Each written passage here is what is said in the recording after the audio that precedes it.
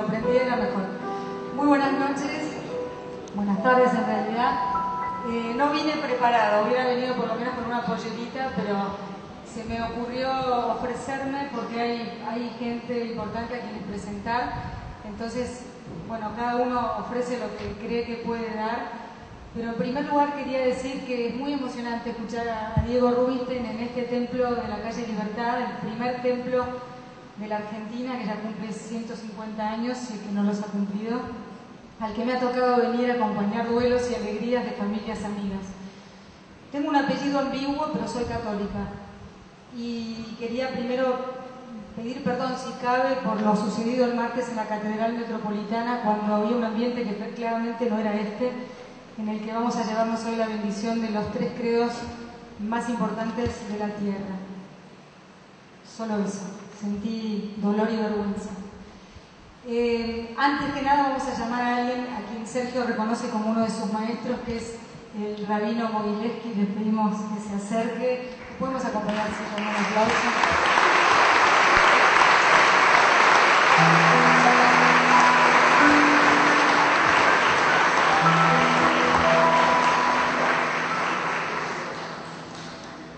Buenas noches, gracias por el aplauso, yo no soy el homenajeado.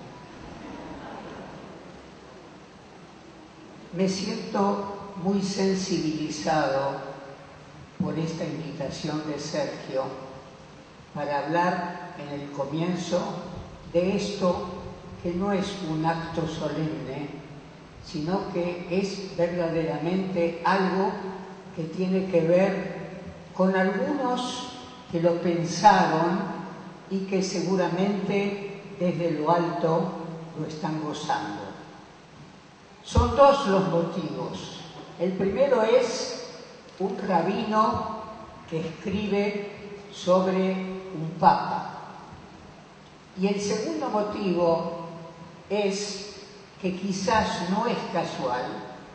Esta noche se cumplen 42 años del fallecimiento del gran rabino de esta congregación, que fue el rabino Dr. Guillermo Schlesinger, Zichrono Libraja, de bendita memoria, que en el año 1958, junto con el presbítero Carlos Cuchetti y el pastor Adán Sosa, crearon por primera vez la confraternidad judeo-cristiana. Y esto de hoy es la continuación de lo que ellos crearon. Y a esto llegamos.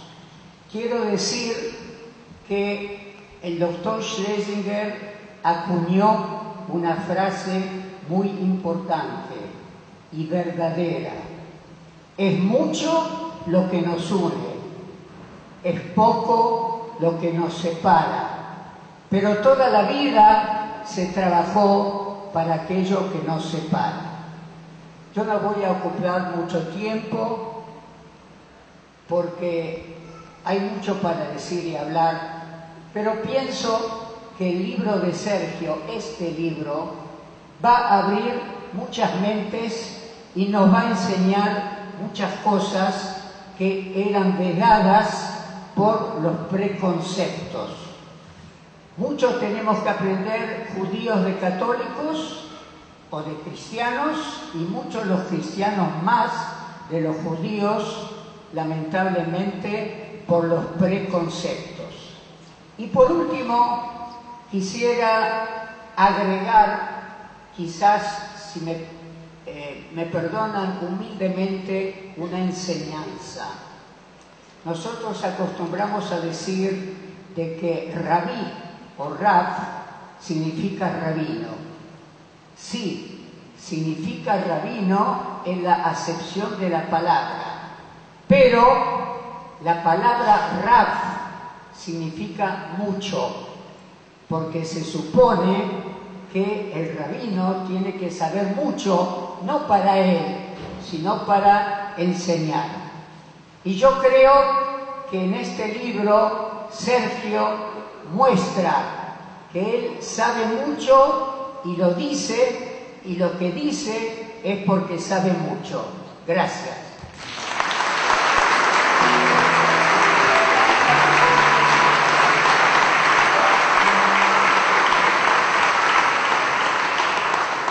Ha sido la palabra de Shimon Moilevsky. Para algunos de ustedes alguien muy familiar, para otros de nosotros alguien nuevo en nuestra vida. Estamos en casa de nuestros hermanos mayores, dice el Papa Francisco, ¿no? Así que con todo respeto, yo que sé de tener hermanos mayores, siento respeto. Y pensando en prejuicios, pensaba que ser musulmán a veces hace que la ignorancia enorme que domina el mundo hace que a veces sea sinónimo de extremismo, de guerrilla, de terror, y uno sabe bien, tengo una cuñada musulmana, que no es así. No se puede amar aquello que no se conoce, eso lo tengo claro. Así que a conocernos. Rabino Berman, ¿quiere que meditemos antes de que presente yo al Padre? ¿O viene el Padre también y meditamos todo? ¿Cómo quiere usted? ¿Qué prefiere? Que presento al Padre. Bueno, yo voy a poner anteojos por la edad, ¿no? De Sergio tengo todo un currículum que van a encontrar en el libro. Yo solo puedo decir que nacimos el mismo año y por eso uso anteojos. ¿Está bien? ¿Quedamos así? Bueno, va a acompañar a Sergio Monseñor Dr. Víctor Manuel Fernández, que estudió Filosofía y Teología en el Seminario Mayor de Córdoba y completó sus estudios teológicos en la Facultad de Teología de la Universidad Católica Argentina en Buenos Aires. Ordenado sacerdote en 1986, obtuvo la licenciatura en Teología con especialización bíblica por la Pontificia Universidad Gregoriana de Roma. En 1988, finalmente, en 1990 obtuvo el doctorado en Teología en la Facultad de Teología de la UCA, con una tesis sobre la relación entre el conocimiento y la vida de San Buenaventura. El 13 de mayo de 2013, el Papa Francisco lo nombró arzobispo titular de Tiburnia. Su ordenación episcopal se llevó a cabo el sábado 15 de junio en la Catedral Metropolitana de Buenos Aires, siendo consagrante principal Monseñor Mario Aurelio Poli, arzobispo de Buenos Aires y gran canciller de la UCA. Entre libros, subsidios y artículos científicos cuenta con más de 300 publicaciones en Argentina y en varios países de América Latina y Europa. Entre otras revistas internacionales, ha publicado varios artículos en Nouvelle Revue Théologie, Angelicum y seminarios. Bienvenido, Monseñor Dr. Víctor Manuel Fernández.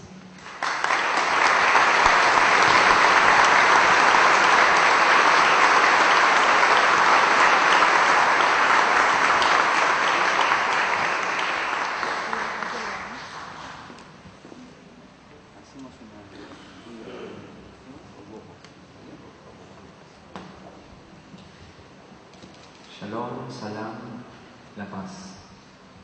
En paz venimos y en esa paz que buscamos, ofrendamos y compartimos, y que hoy, gracias a Dios y en su nombre celebramos, vamos a disponernos. Si bien el desafío de un libro es intelectual, nuestra aproximación es espiritual. Y no hay dimensión de oración que más pueda reunirnos en las diferencias que no se cancelan por celebrar esta unidad, que la meditación. Es tan solo estar en el tiempo presente y cerrar quizás nuestros ojos y dejar que la música nos eleve, para que justamente el corazón esté abierto y sea el que conduzca a la mente. Porque de alguna manera lo que la humanidad requiere es más corazones que razones, y que no tengamos la razón, sino que razonemos, pero fundamentalmente que nos amemos. Dediquemos este instante con la música a cerrar nuestros ojos y elevarnos.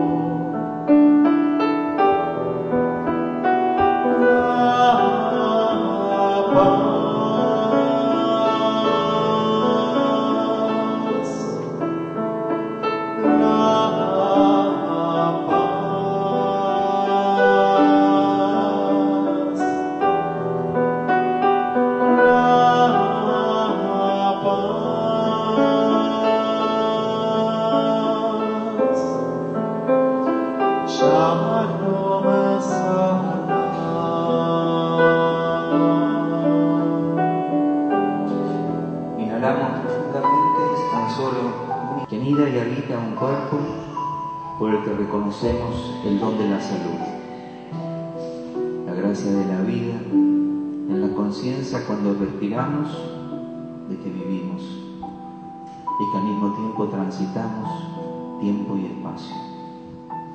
Finito en la dimensión terrenal, infinito en la celestial, y sin embargo nuestras vidas no son otros que intentos de unir el cielo con la tierra. Inhalamos y exhalamos, encontrando en nuestro interior esa paz que buscamos.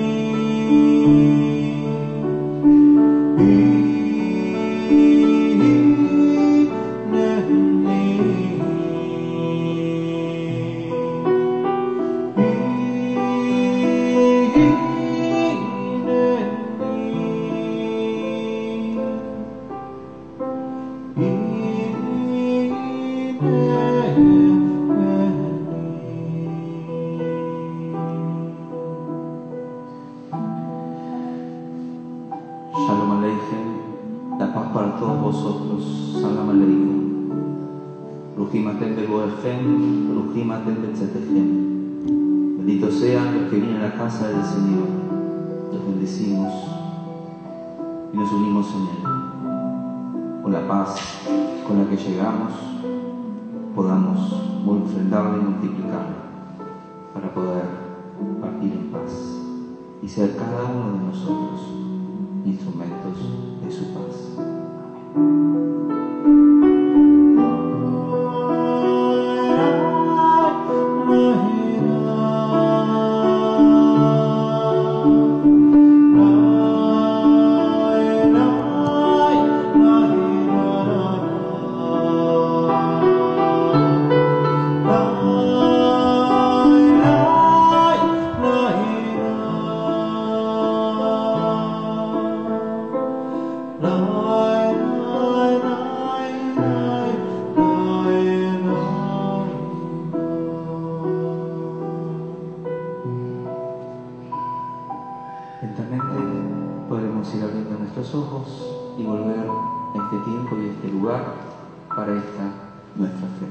Amén.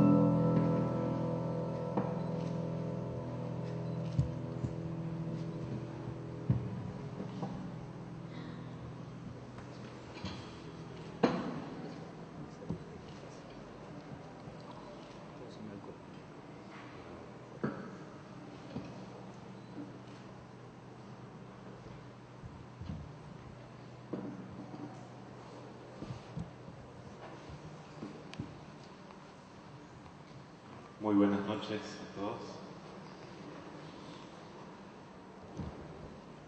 Vos sabés, Sergio, que estoy muy cómodo acá con vos. Tenemos la misma edad, así que podríamos haber sido compañeritos de escuela, ¿no? Pero de algún modo es como si así lo fuera, porque podemos conversar con toda libertad, estar juntos bien. Y en este lugar que tiene su historia, y de algún modo quiero estar aquí también recogiendo lo mejor de esa larga historia. Y recibo tu bendición, que para mí es muy importante, porque tiene que ver con el trasfondo también tan rico y tan antiguo de mi propia fe.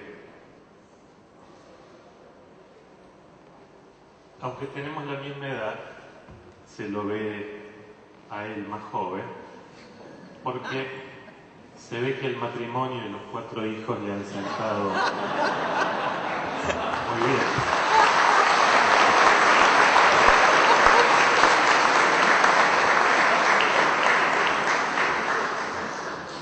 Pero me imagino también que su familia disfrutará de tu afabilidad y de tus ocurrencias, ¿no? Desde que lo conozco a Sergio para presentarlo a él junto con este libro, desde que lo conozco advertí su sincera apertura, que no le quita absolutamente nada de amor a la firme identidad judía que él tiene. Lo digo para tus fieles, que de eso estoy convencido. 2 cosas me llamaron la atención en esa firme identidad judía abierta, ¿no?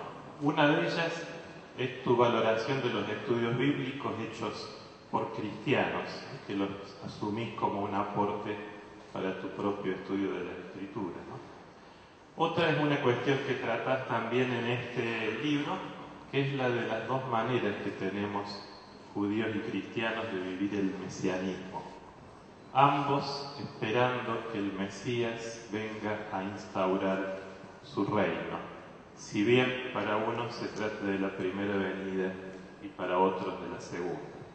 Él suele hacer un chiste, dice que cuando venga el Mesías los rabinos le van a preguntar al Mesías: ¿es la primera vez que venís?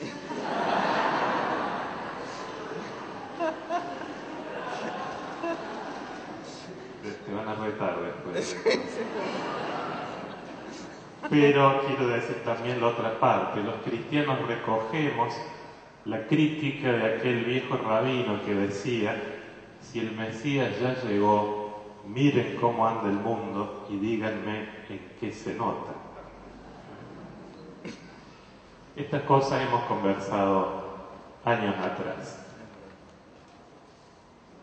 Pero esto que digo ahora es solo un ejemplo de esa sabia apertura que lo caracteriza a Sergio, que le permite conjugar varias cosas distintas: sus extraños estudios de bioquímica, su preocupación social y cívica, su creatividad para hacer cosas nuevas y al mismo tiempo para zambullirse en la espiritualidad de los Hasidim y en ese misterio apasionante de la Cábala. Es la apertura que está, como ustedes saben, en la primera letra de la Biblia, apertura que nos recuerda que tanto las Escrituras como la realidad siempre dan para más. Por eso, lo que pueda estar haciendo Sergio en el año 2030 es un misterio. Bueno, todo esto implica también aprender de la propia historia. Me consta que vos también sabés tomar distancia de cosas que hiciste en otro momento de tu vida, asumiendo que pueden haber tenido su sentido en aquel momento y que ahora la realidad pide otra cosa. Esta también es la apertura al futuro siempre dinámica, propia de los que esperan al Mesías. Y por eso en la dedicatoria que me escribiste en tu libro, terminás diciendo que salgamos sin miedo para construir la nación del porvenir. Es el futuro que atrae como causa final, en palabras de Bergoglio. Esto que acabo de decir es una pequeña muestra de tanto que tenemos en común judíos y cristianos. Y por eso yo también quisiera expresar indignación, angustia, un poco de bronca por el acto de violencia de días atrás en la catedral. Es verdad que son grupos minoritarios que no tienen representatividad en la sociedad argentina, pero me perturba pensar que han tenido durante un largo tiempo mucho poder en nuestro país y no terminan de desaparecer. Yo te pediría perdón, pero para tu consuelo te digo que a mí también me han perseguido y mucho. Vamos ahora al libro. Un evangelio según Francisco, maestro, líder y estadista. En la introducción del libro ya se destaca una mirada esperanzada que se refleja en tu convicción de que hay una nueva noticia y una buena noticia también en este Papa que excede a la Iglesia Católica. Y vos lo recogés como eso que rebalsa, ¿no? Eso que se derrama de algún modo sobre todos. Y así el Papa Francisco aparece como un regalo de Dios al mundo entero, en una humanidad que ya estaba reclamando líderes, ¿no? Referencias claras para reencontrarnos y hacer un hogar común. Después vienen las 4 grandes partes del libro, los 4 capítulos, 3 primeros que explayan las características de maestro, líder y estadista, y el 4º capítulo, que es específicamente el Evangelio según Francisco, que recoge enseñanzas. Vamos a recorrer brevemente estos 4 capítulos. El primero presenta a Bergoglio como maestro, rabí. Un maestro que sostiene un monoteísmo ético y un mesianismo, un proyecto de redención. Es decir, alguien que no cree en fuerzas espirituales anónimas o en prácticas religiosas que queden en la pura inmanencia, sino que cree que hay alguien, el Altísimo, que no está tan lejos, que camina en la historia con su pueblo y nos convoca a vivir un determinado estilo de vida. El Altísimo que quiere mejorar el mundo a través de nosotros. Estas convicciones son comunes a las 3 grandes religiones monoteístas, pero el mismo Jesús es un patrimonio común a las 3, sobre el cual podemos dialogar. Después de recordar en este capítulo los llamados proféticos que Bergoglio dirigía en los Te Deums, los 25 de mayo, muestra cómo el diálogo argentino nos invitó a superar el lugar de víctimas pasivas, que de algún modo nos sentíamos así en su momento, para ser protagonistas activos, no defendiendo solo los propios intereses, sino aprendiendo a cuidarnos un poquito más unos a otros. Y finalmente desglosa el mensaje del maestro en torno a 7 grandes virtudes: disciplina, generosidad, humildad, moderación, ofrenda, paciencia y templanza.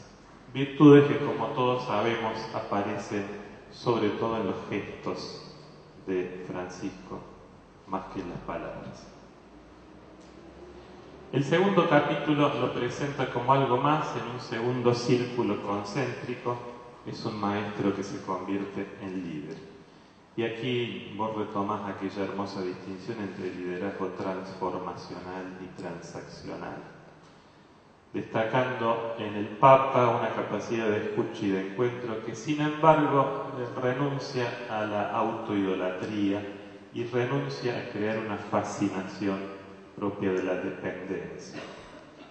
Y explicita algunas características propias de los jesuitas para liderar. Sobre todo esa capacidad para proponer alternativas superadoras cuando aparecen los conflictos, para proponer visiones proactivas que eviten, por un lado, las confrontaciones estériles, pero también la indiferencia cómoda. Yo veo con gusto que recoges aquí en el libro algunas costumbres propias de Bergoglio, ¿no? Que muestran que ese liderazgo es realmente entregado, no para la prensa, sino un liderazgo sacrificado, constante, disponible, ¿no? Como el hecho de que todos los curas, que son muchos, tenían un teléfono y un horario para llamarlo sin ningún intermediario. Yo doy testimonio, a veces por cosas de la UCA le escribí un mail y a la tarde me llamaba infaltablemente, ¿no? Es algo que todos quisieran de un jefe, ¿no?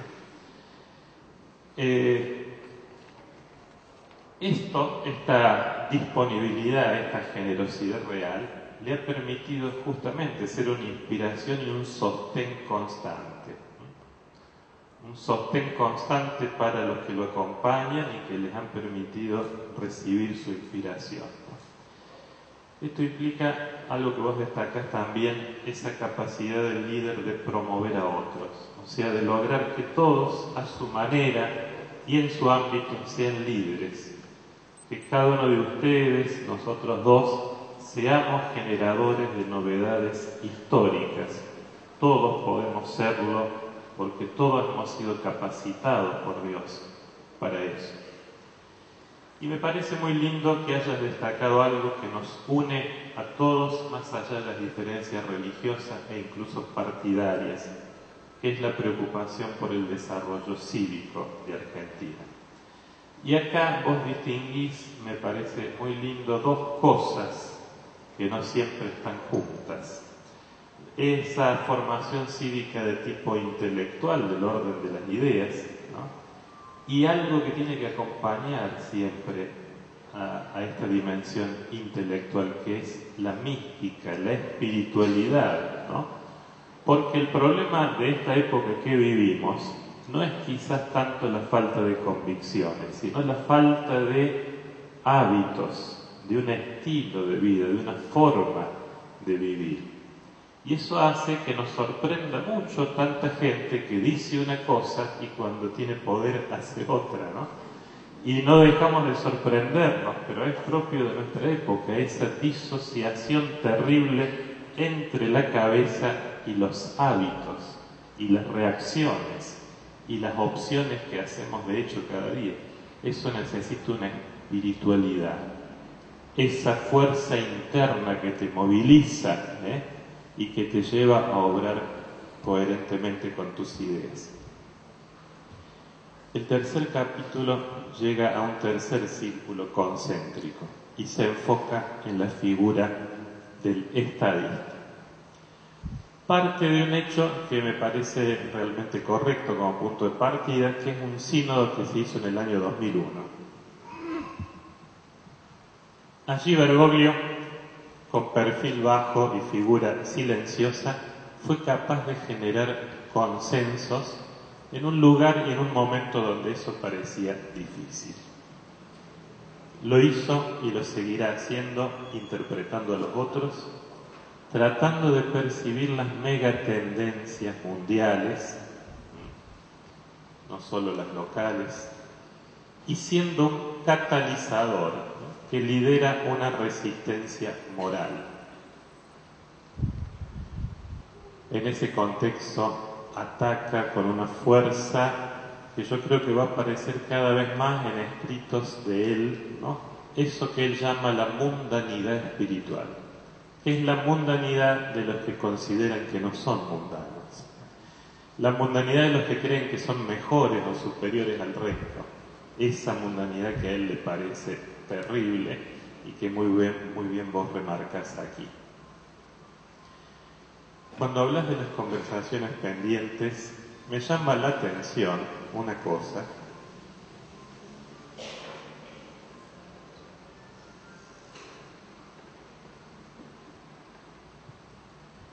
que has captado dos grandes ejes del pensamiento social del Papa. Dentro de 10 días va a salir un gran documento de él, que es el primero hecho por él, donde vamos a ver ordenadamente y con un gran desarrollo los temas que le hemos escuchado desarrollar así desperdigadamente y de manera breve. Y en ese documento seguramente van a aparecer los dos grandes ejes de su pensamiento social, que son los que vos destacás, la paz social y la promoción de los pobres, ¿no?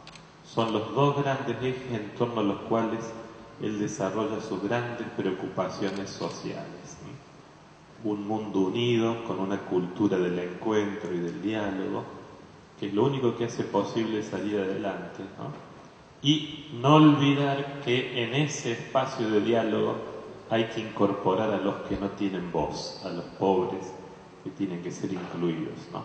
Esos dos grandes ejes son claves y me alegra mucho que desde tu perspectiva judía hayas podido percibir eso que no está hasta ahora sistematizado, ¿no? El último capítulo, el más largo, es propiamente lo que se llama el Evangelio de Francisco. Si en los tres primeros desarrolló la figura del Papa, en este último capítulo recoge su mensaje, que es escuela de pensamiento.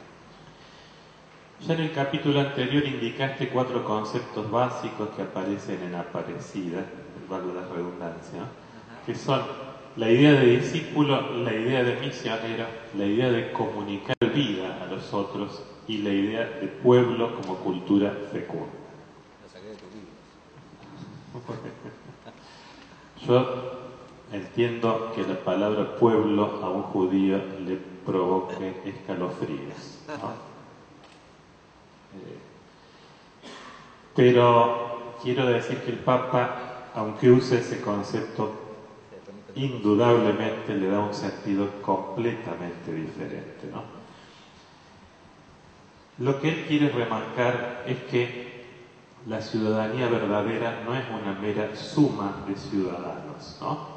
Nosotros decimos que hay que pasar de individuos a ciudadanos. Pero no basta del todo, porque la ciudadanía no es tampoco una suma de ciudadanos. Tiene que haber un proyecto histórico. De alguna manera hay que lograr consensos que conformen un proyecto común. Y eso es lo que está en el trasfondo de una sana idea de pueblo, ¿no? Un pueblo implica una red de encuentros, de enriquecimiento mutuo, de diálogo, de cooperación, que es mucho más que la mera suma o juxtaposición de los ciudadanos. No es momento para que yo les desarrolle esta parte del libro, que es una selección de interesantísimos textos de Bergoglio que Sergio hizo, selección que permite captar los distintos aspectos del mensaje de Bergoglio: el diálogo, la identidad nacional, la dignidad humana, la participación, la creatividad y tantos otros temas. Por ser textos de géneros literarios muy distintos, cada uno de esta selección que hizo Sergio ayuda a explicitar distintas facetas del estilo y la sensibilidad del Papa. Hay desde fragmentos de las palabras que dijo en una misa por Cromañón, en un contexto tan delicado, como cartas personales o una serena reflexión sobre el Martín Fierro, entre tantas otras. Pero para terminar quiero compartir con ustedes unas palabras de Sergio en este libro que están inspiradas en el liderazgo de Bergoglio y que nos vienen bien a todos los que estamos aquí. Allí Sergio dice lo siguiente: donde hay una masa crítica de referentes de la sociedad que no pretenden nada distinto que ser parte, pero que cumplen una función muy importante desde el punto de vista del liderazgo. Esos que hacen trascendentes aquellas ideas que parecen muy lejanas. ¿Dónde están? Ya sabemos la respuesta que siempre eludimos.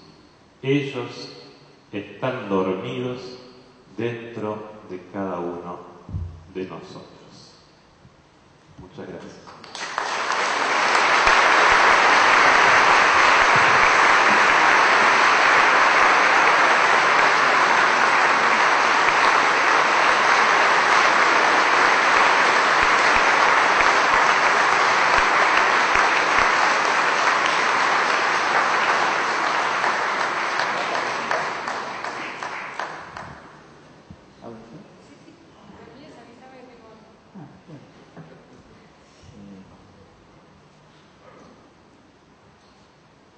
Yo quisiera hacer dos cosas, con todo el esfuerzo de que sean las dos breves. No, porque vos tengas apuro, sino que yo siempre soy inexcedible. La primera de ellas es, cuando nosotros hablamos con Víctor sobre este encuentro, sobre este momento, justamente él me había concedido a mí, ¿no?, que haya un momento en que yo comparta no el contenido quizás del libro que él presentaba, sino por qué lo escribí o cómo surgió, qué sentir, ¿no? Y evidentemente una idea la que tenía cuando lo proyectábamos, primero un acto de autocontención que no me caracteriza, ¿no?, que fue tener el libro guardado 3 meses, ¿no? En ese sentido quiero agradecer también a la editorial que hizo esa sana comprensión, ¿no? Por eso lo guardamos para esta instancia. Pero bueno, creo que no podría hacer esta reflexión si no es en el contexto también de esta semana. Creo que eso también es muy, muy importante. Obviamente nadie puede planificar nada, y la providencia divina, el Espíritu Santo y lo que está determinado y lo que nosotros inscribimos obra de maneras misteriosas que tenemos que descifrar. Y yo creo que justamente lo que vamos a hacer ahora, a continuación, más allá de compartir mi sentir, es quizás lo más relevante, y que tiene que ver justamente con el espíritu de San Francisco de Asís, es que lo vamos a invitar a nuestros referentes, tanto del cristianismo, del judaísmo y del islam, a que podamos hacer una invocación, ¿no?, por la paz que nos convoque, que celebramos, y que de esa manera podamos manifestar, más que intelectualmente, espiritualmente, esa diversidad de la unidad y la manera que tenemos de responder, ¿no?, a las coyunturas, sin entrar justamente en este ámbito, y por eso con la presencia del Sheikh, y agradecer también al Centro Interreligioso Alba y Nancy por la ofrenda que siempre hacen desde el Islam, y en breve también al padre Fernando Gianetti por no solamente su trabajo, ¿no?, que es un hermano y amigo nuestro, del trabajo interreligioso, del diálogo, pero fundamentalmente por el testimonio. Yo justamente lo que quería compartir y testimoniar es que ya sea en cualquier dimensión, palabras dichas sin corresponder o fuera de lugar, acciones que tengan que ver con la agresión y la confrontación, la polarización y la división entre nosotros innecesaria, porque no tenemos que pensar igual, pero nunca considerarnos enemigos si somos hermanos, y todo aquello que creo que nosotros hablamos y decimos. Ahora mi intenso sentir es que tenemos una figura inspiradora y reveladora de este camino como maestro común. Y yo por eso les comparto y les cuento, ¿no?, que lo puse también en el libro. Es tan paradojal lo que nos sucede a los argentinos, ¿no?, de tener el gran privilegio, que es un inmenso honor, de ser contemporáneos de quien va a ser el argentino más importante para mí de la historia. Y el hecho, justamente, de su importancia poco tiene que ver con la tendencia natural que nosotros tenemos, que es migrar hacia los ídolos y la idolatría en lugar de los ejemplos y sus enseñanzas, ¿no? Y en ese sentido mi sensación tenía que ver con esto, porque cuando fue la euforia del cónclave, ¿quién de nosotros no estaba eufórico con esa buena nueva, ¿no? Entonces ya estábamos convencidos que habíamos salido campeones mundial de la Copa del Papado, ¿no?, y que Argentina era campeón porque habíamos ganado. Sí. Y ahora sí, ni hablar, ¿no? Y todo, ¿no?, todo lo que nos pasó, y rápidamente la mirada de todos hacia Roma y ver cómo hacíamos para ir hasta Roma para encontrarnos con Francisco, cuando en realidad más allá de lo que él pedía, encontrarlo a Francisco en realidad era arreglarlo a Bergoglio, que no teníamos que ir a ningún lugar que no fuera estar presentes en el lugar donde estábamos, haciendo lo que teníamos que hacer para estar a la altura como sociedad del maestro que tuvimos, y sin entrar ahora a lo que hicimos cuando lo tuvimos, es otra conversación. Lo importante y lo relevante de mi sentir es que de alguna manera, y también en un programa, creo que fue con Joaquín Morales Sola, que estaba también, cuando yo lo planteaba, es para los argentinos, Francisco es para nosotros como la resurrección de Bergoglio. Porque, claro, lo digo bien, ¿no? En el sentido y yo, la sensación que yo tenía, y yo no sé cómo agradecerte, Tucho, que no sé cómo hizo para recuperar esa radiografía tan precisa. Mi madre, que es doctor, es un hombre muy serio académicamente, en el sentido más allá de la edad, la empatía, etcétera, estamos no en diferentes religiones, sino ligas. Ustedes percibieron, inclusive los que me conocen, ¿no? Si percibieron el trabajo profundo, denso, erudito que hizo de ese recorrido, y me pasa ahora algo muy semejante a lo que me pasó con Bergoglio como arzobispo cuando yo tuve el privilegio que él prologó el libro Argentina Ciudadana. La verdad, hicimos la presentación en el Planetario, no estaba tan bueno como ahora, pero no se lo aviso, ¿no? Pero en el Planetario hicimos la presentación de Argentina Ciudadana, que fue increíble para mí, pero lo más gracioso de todo fue que cuando terminó la presentación, que él obviamente, es una nota de color para atrás, él obviamente la tenía escrita a máquina, grande, y firmada de todo, y me la regaló, me la dio, ¿no?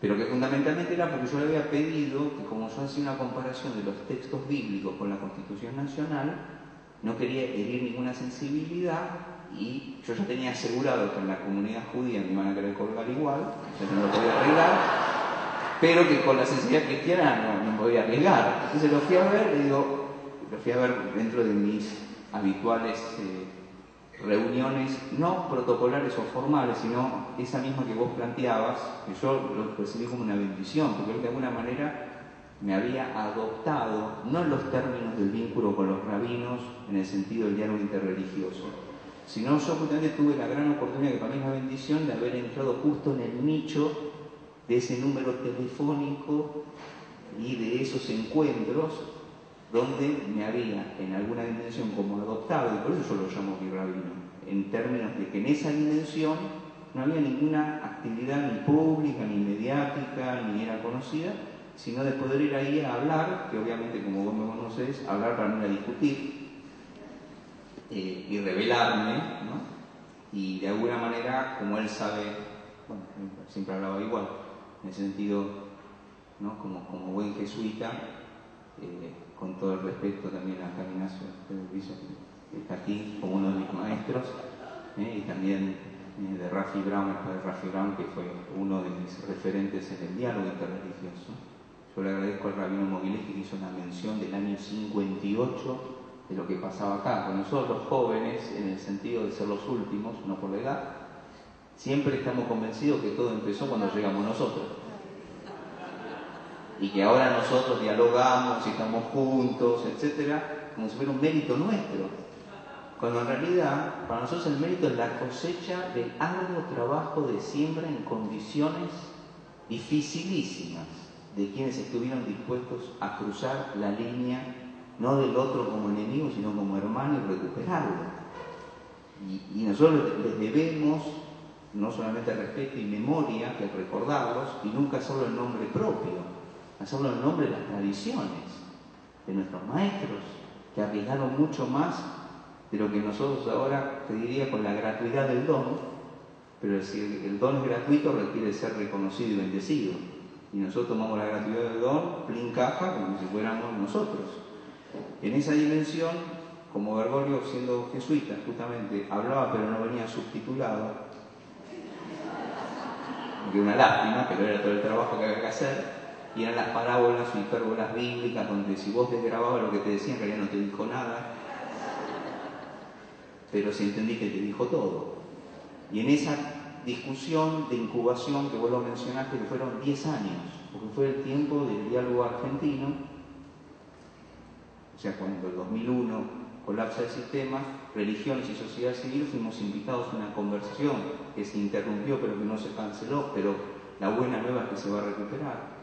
Porque hay mucho trabajo ahí puesto de esos diálogos y encuentros, que es capital social y espiritual de una sociedad que logró hacer ofrendas de consenso, y eso es un patrimonio que no vamos a perder, en el sentido con nuestros hermanos musulmanes y la comunidad judía, que tenemos en común el orden de tipo cultural y tribal, tomamos la decisión de dejar todo ese trabajo del diálogo argentino bajo custodia en manos de la Santa Madre Iglesia, que por lo menos no lo iba a perder y lo iba a guardar. Y eso fue lo que termina siendo Justicia y Paz de habitante a ciudadano y todo el trabajo de la mesa. Bueno, en ese vínculo, que para mí fue tan relevante y tan importante, yendo, digamos, justamente a este contexto,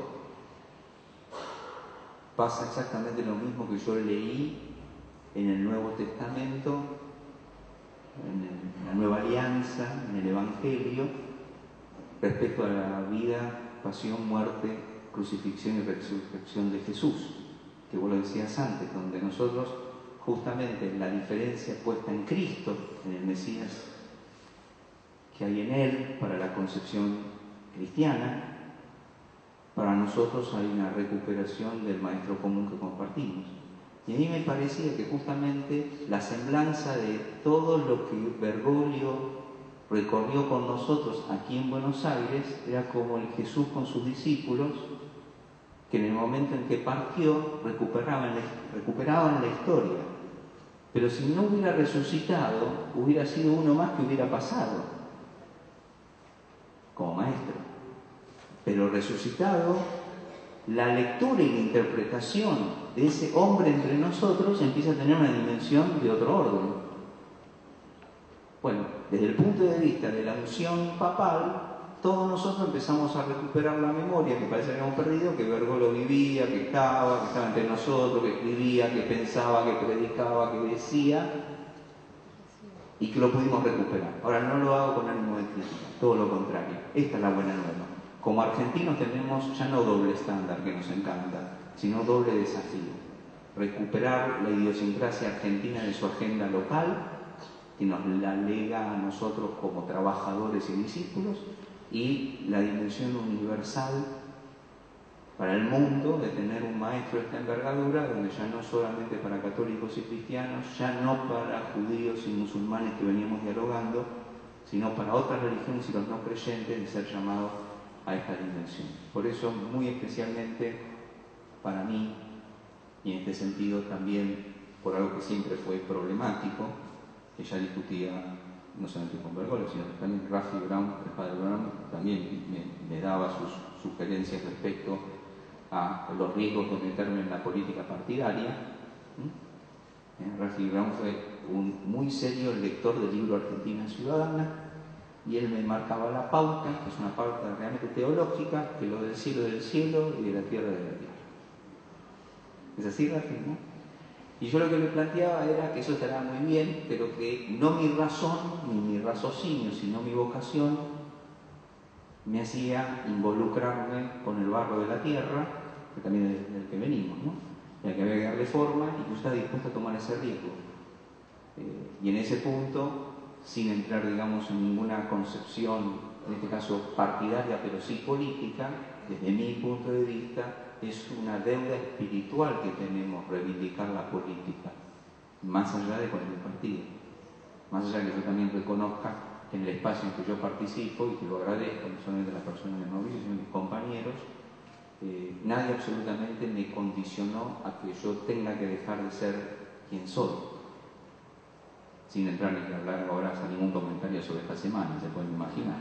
Pero lo quiero decir con claridad, que para un lado o para el otro, así como hay críticas, me parecen razonables, me parece que son razonables las críticas y las opiniones. Lo que no es razonable es descalificarnos, agraviarnos, atacarnos, violentarnos, porque tenemos diferentes posiciones. Y desde ese lugar, y esto fundamentalmente aprovecho porque algunos miembros de la comunidad judía están acá también, y de la mía, es plantear que justamente así como hay observaciones para un lado, no es menor que haya sido un espacio político que haya aceptado el riesgo, o si querés la oportunidad, o si querés el privilegio de que un rabino sea candidato que encabece una lista.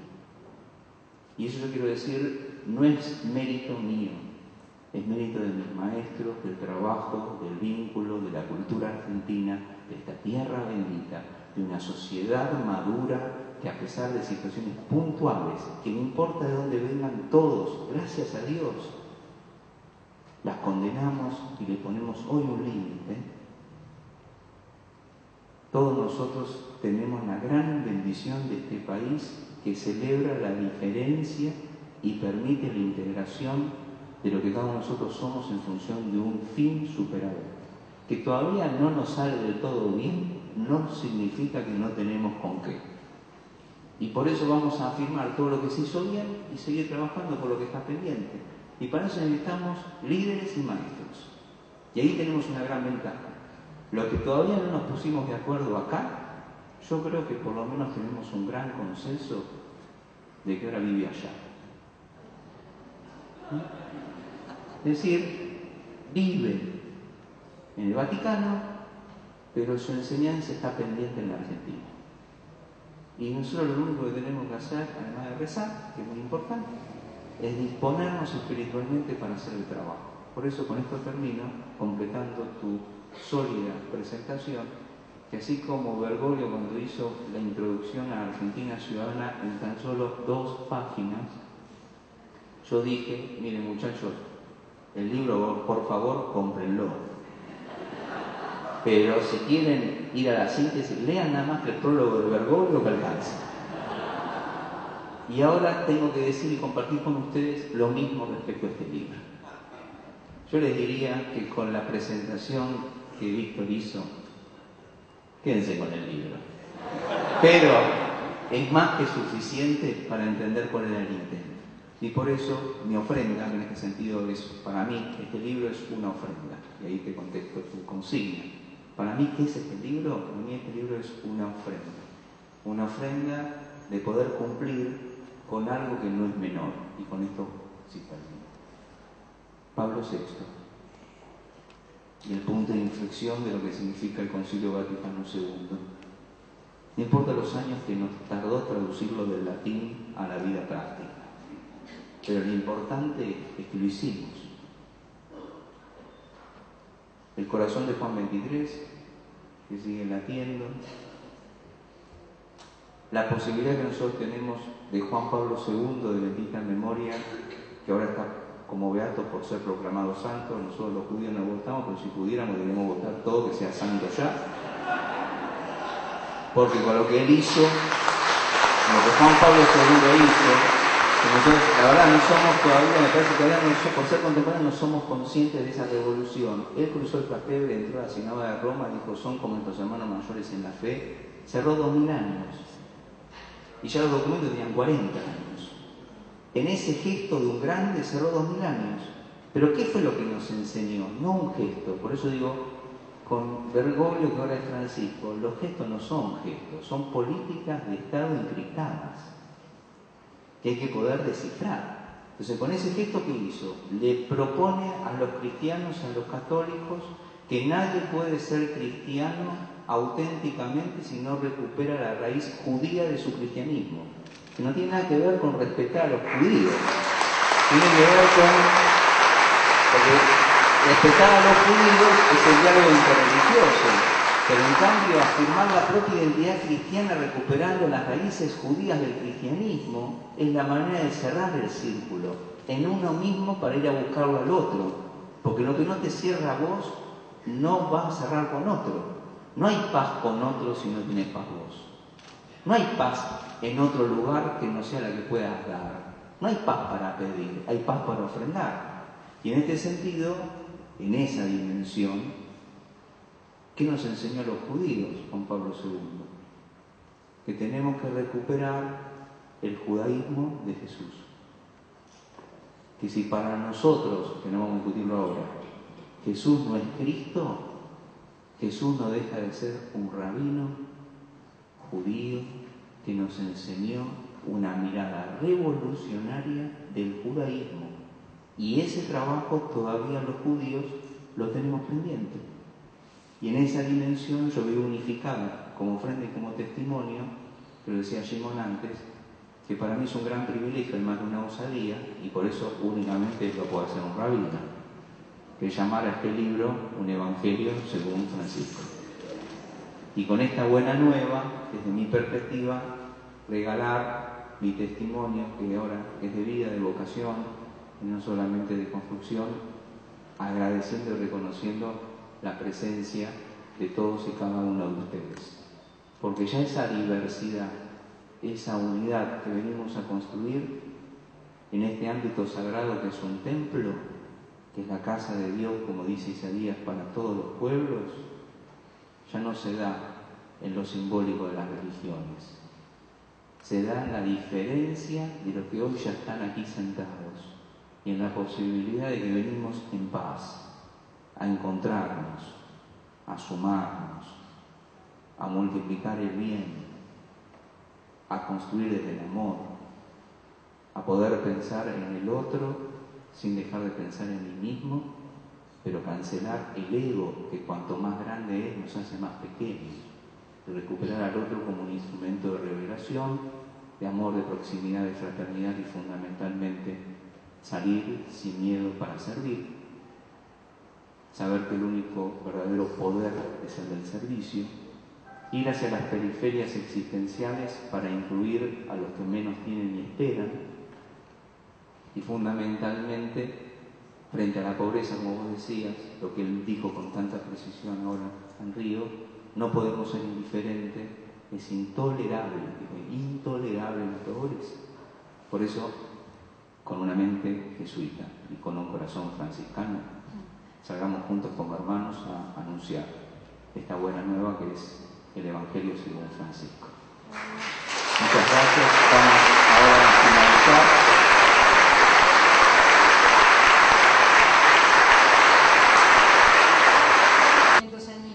Ustedes no los puedo impresionar a los judíos con 500 años, no son vueltos. No. Quedamos así. Pedimos por favor al Sheikh Salih, a ver si me sale este apellido, esto sí que es difícil. Yesiliut, ¿está bien dicho? ¿Sí? Bastante bien. Lo invitamos y también al padre Janetti, que nos acompañe aquí para la bendición, ¿no? Sí. Fernando va a hablar un poquito. ¿Dijo bien?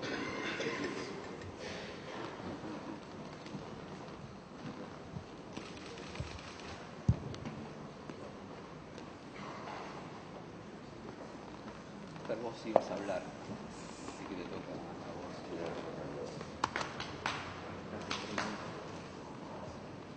Disculpen, vengo de lejos y me pidieron que hablara unas palabritas. Bueno, saben lo que nos pasó el martes. Lo primero que quiero hacer es, en nombre de la Iglesia, pedir perdón no solo por lo que pasó, digamos que no se buscó, hubo que tolerarlo, pero sobre todo a los sobrevivientes de la Shoah. Supongo que habrá sido muy duro, muy feo para ellos, lo menos que puedo decir. Y segundo, agradecerte, Sergio, este testimonio. Tú también tienes que interpretar en política, ¿te acordás? Me acuerdo. Pero bueno, hay que respetar las decisiones. Y no, ha sido también un farol para mí, un farol en la noche y en el día. Y bueno, esto de construir juntos sin masificarnos, esto de ver el llamado que Dios nos hace a ser gestores, guiando la historia, la providencia que menciona, pero al mismo tiempo no perder nuestra individualidad, no porque tengamos que, por el tema egocéntrico, sino porque tenemos riqueza para dar, pero al mismo tiempo en esto del bien común. A veces el orgullo argentino, sí, somos distintos, todo esto que convivimos, compartimos, que no sé en otro lado, bueno, que eso no se transforme en humo que nos llene la cabeza. Si somos así es porque Dios quiere que seamos lo permitido más allá de nuestras historias nacionales. Pero, a ver, sigamos trabajando por el bien común, el bien de la humanidad, el bien de querernos, no solo respetarnos, querernos siendo diferentes, valorando lo que uno es y no, digamos, lo que es el otro en realidad, ¿no? Valorando lo que el otro tiene para enriquecer. Bueno, sos testigo, y diré que un poquito más testigo, es un poco maestrillo, para usar una palabra jesuita, maestrillo que tratamos de caminar así que bueno, que Dios te bendiga fecundo este ministerio.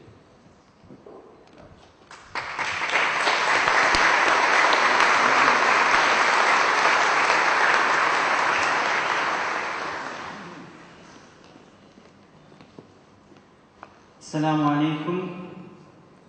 La paz y bendiciones sean con ustedes. Bismillahirrahmanirrahim. En el nombre de Dios, el clemente y misericordioso. Buenas noches. Muchas gracias al señor Sergio por invitarnos a presentación de a participar de la presentación de este libro.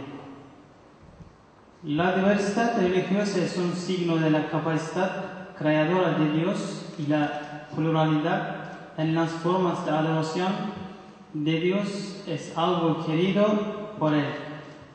Así desea el Corán cuando dice: hemos asignado a cada comunidad formas de adoración que deberían observar.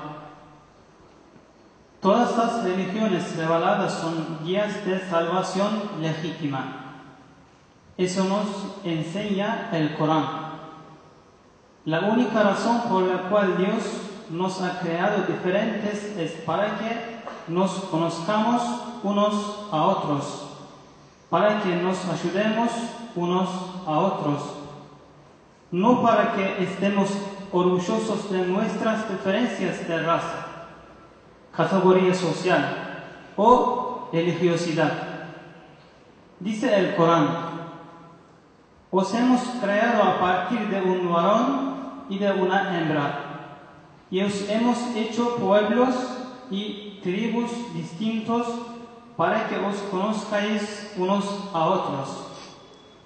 Y en verdad el más noble de vosotros ante Dios es el que es más consciente de Él. El más noble a los ojos de Dios no lo es por ser miembro de una determinada confesión, sino por tener un grado mayor de conciencia de Dios. El liderazgo espiritual pasa por esta conciencia plena de la existencia de Dios, por transformar en acción su palabra. Al igual que Sergio en su libro, nuestro guía espiritual, el señor Fethullah Gülen, sostiene que lo que tenemos en común supera ampliamente nuestras diferencias. Aun siendo distintos, compartimos todo este mismo mundo como seres humanos. Para hacer de este mundo mejor debemos respetarnos y cuidarnos. El Papa Francisco nos enseña día a día la humildad que debe tener el líder que dirige a una comunidad espiritualmente. Ojalá podamos aprender estos textos y con ellos transformarnos internamente para hacer mejor esta sociedad. Ahora voy a realizar la recitación de la Sura Apertura del Sagrado Corán, traducción que habla de palabras de agradecimiento a Dios, creador de los mundos y de su gran misericordia y compasión.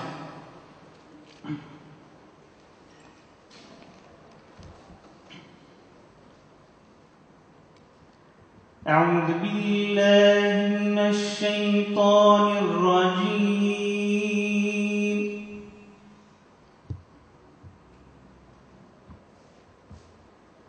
بسم الله الرحمن الرحيم.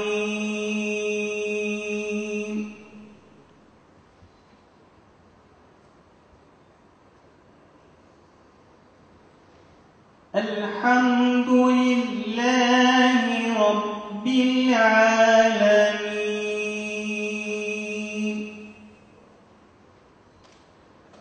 الرحمن الرحيم مالك يوم الدين إياك نعبد وإياك نستعين اهدنا الصراط المستقيم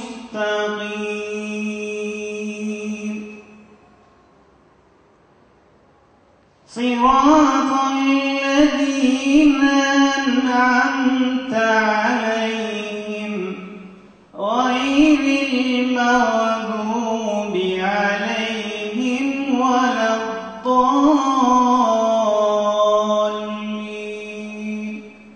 صلى الله العظيم. Muchas gracias.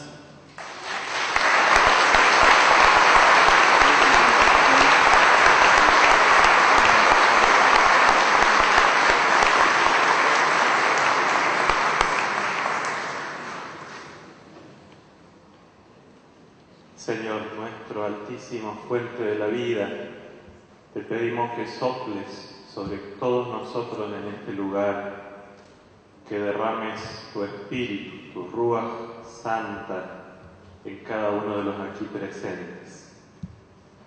Y te pedimos que saques de nosotros lo mejor que pusiste cuando nos formaste en el seno de nuestra madre, cuando nos creaste. Que bendigas y hagas fructificar todos esos dones para que seamos constructores de paz y de bien común. Llena a todos los que estamos aquí, Señor, de tu infinita paz. Pacifica la guerra que tenemos en nuestro propio interior. Pacifica todo eso que está alterado e inquieto, para que pueda brotar la fuerza del amor. Amén. Nos vamos a poner de pie para poder finalizar con una breve invocación que siempre en nuestros encuentros nos da esta posibilidad de descubrir que cuántas cosas propias de la propia liturgia y de identidad ya pertenecía al patrimonio común que compartíamos y que ahora volvemos a descubrir como del otro, pero de uno. En esa celebración de paz, poder bendecir. Ose shalom bimbromah, uyase shalom aleinu, y al kol yoshkeitebel bimbroamen.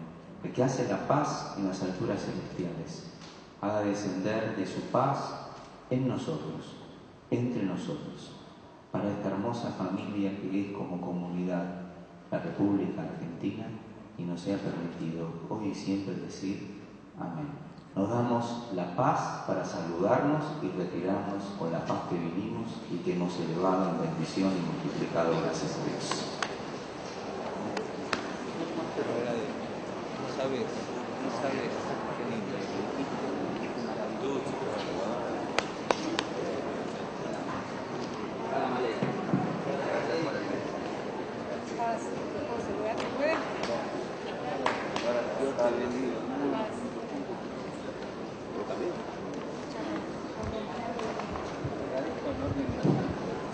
Sergio va a saludar y firmar libros. Se llama tipo la novia saludará en el atrio. Bueno, ya no puede esperar. Gracias por su atención respetuosa.